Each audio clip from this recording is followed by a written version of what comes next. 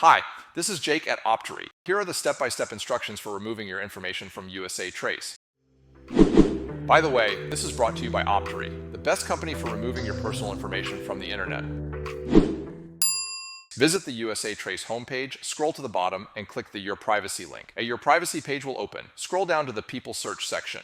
To opt out of USATrace, search for your profile URL by entering your first, middle, and last name, plus your city and state. Then click Start. Reopen the Your Privacy page, scroll down past the People Search section to the profile list. Find your profile and click Copy Link. You've now copied your USATrace profile URL for opting out. Open your email and send a message to research@usatrace.com with block info as the subject. In the email body, paste your profile URL from step 3, then hit send. Check your inbox for an email confirming your opt-out request from USATrace. Your info will be removed from their website.